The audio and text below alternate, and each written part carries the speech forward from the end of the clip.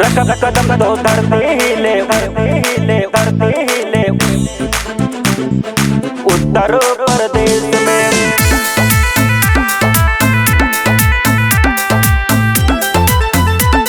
Smart Rahul.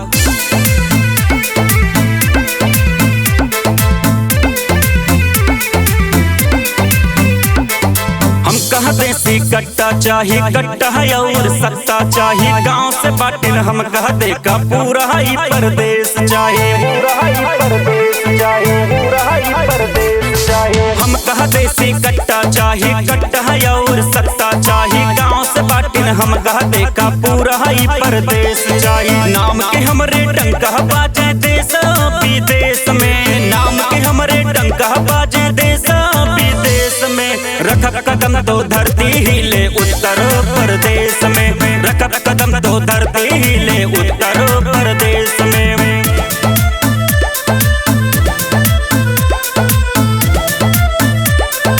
Uttar Pradesh में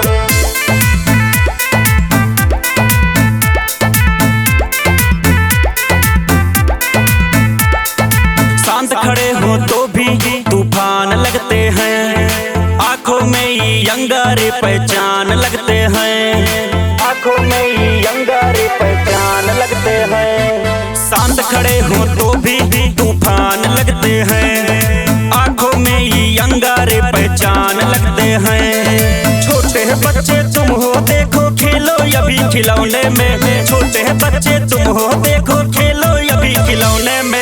रख कदम तो धरती हिले उत्तर प्रदेश में, रख कदम तो धरती हिले उत्तर प्रदेश में, रख कदम तो धरती हिले उत्तर प्रदेश में।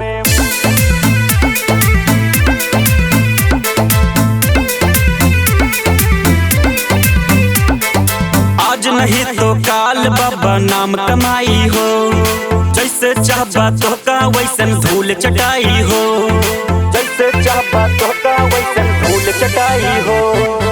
आज नहीं तो काल बाबा नाम कमाई हो, जैसन चाहबा तो का वैसन धूल चटाई हो।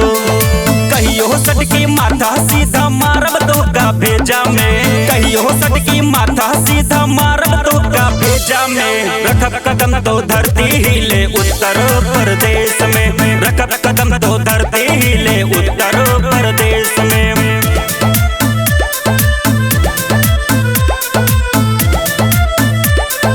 उत्तर प्रदेश में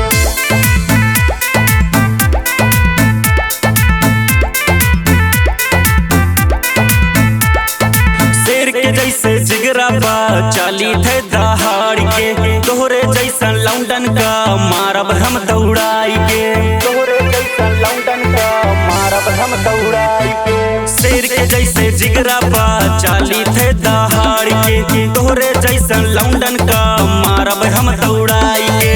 नाम के चर्चा देखा बाटे कोट कचहरी में, नाम के चर्चा देखा बाटे कोट कचहरी में। रख कदम तो धरती हिले उत्तर प्रदेश में, रख कदम तो धरती हिले उत्तर प्रदेश